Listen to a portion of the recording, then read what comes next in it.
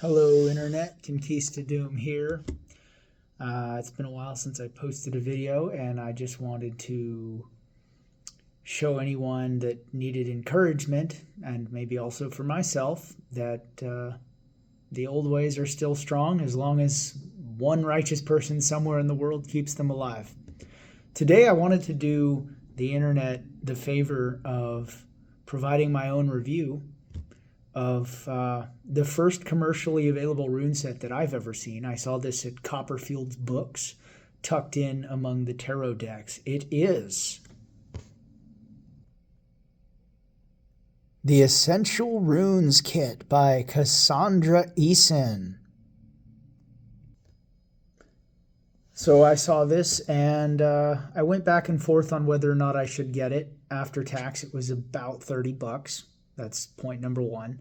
But it contains a lot of cool stuff. It has little mini runes that are about the size of Scrabble tiles. It has a guidebook, and it has a casting cloth with a convenient circle in it in the middle. The guidebook was probably the biggest selling point for me personally, because I have bought my fair share of books about runes.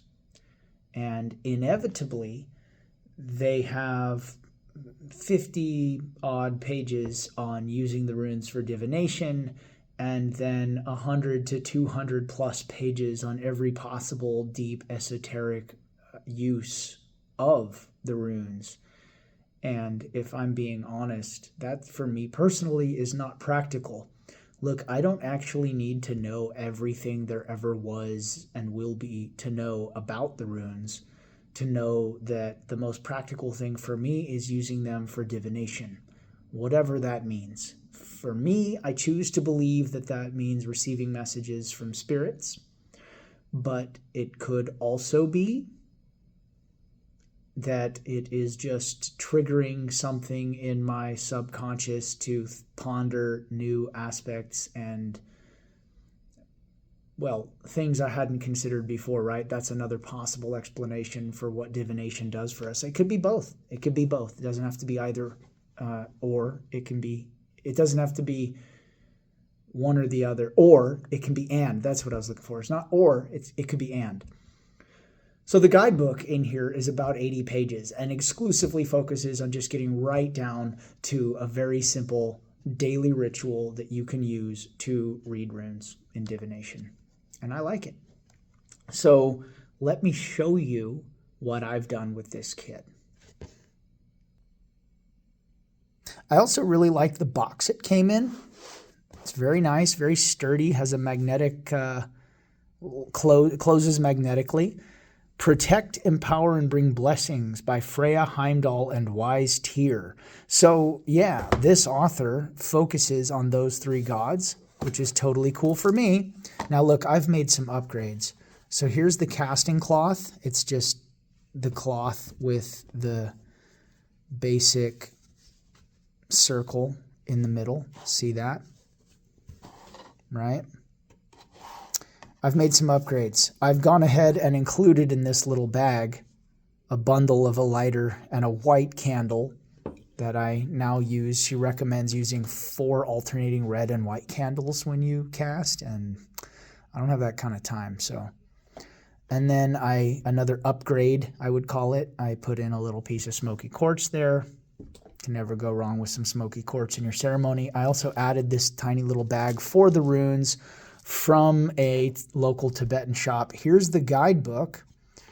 And then I also added a little gold dollar as an offering to the runes. And that is actually an idea that I got from one of those esoteric rune books.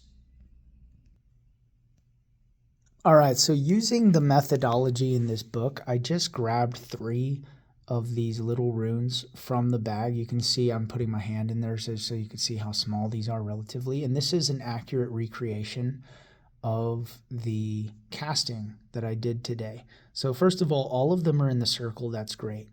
Secondly, I invoked Freya, and all of the runes that you're about to see are from the first 8, which this book would have us believe is Freya's 8. She is the god of love, goddess of love and war and beauty. So I will freely admit I like to journal, and so I used AI to create a 30-day journaling guide for connecting with Freya. So, long story short, today's question for me was, what battles will I face today? Because, the goddess of war aspect. So, because it's in the middle, I kind of considered this upside down rune to be super important. And when I turned it over, it was Ansu's upside down. So, first of all, it's blank side up.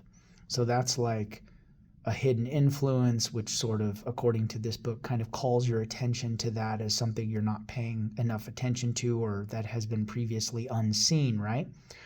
Ansu's is the rune of communication and wisdom and inspiration. It's Odin's rune. So let me get to the interpretation later, but we can see that it's a merc stave. It's upside down.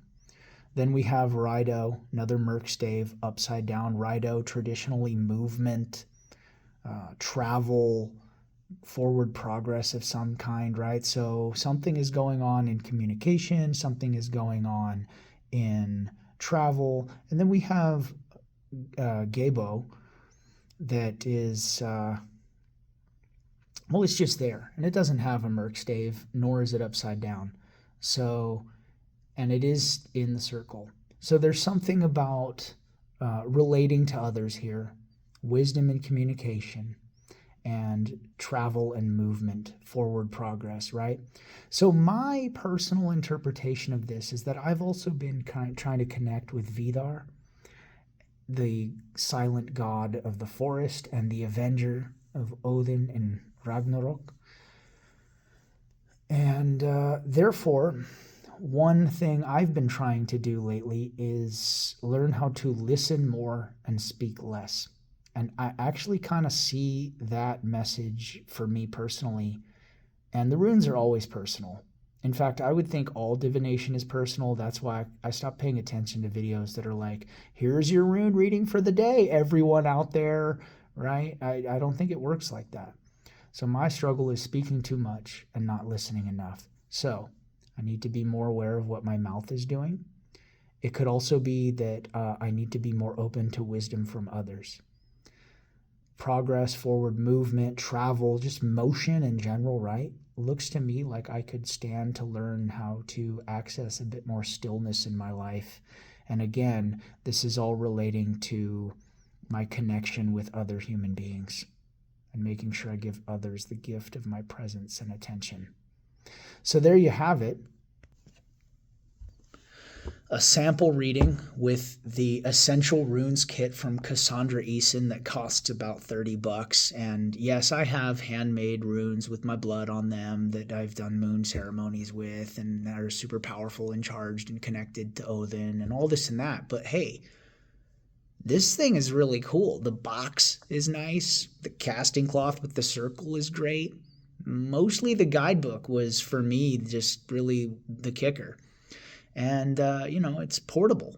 I like it. I dig this product. So, and of course, there is actually information in the guidebook on how to do like an activation ritual or dedication, purification thing.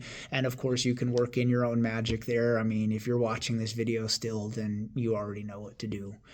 Yeah, I think this is a really cool product. All right. Thanks. Peace.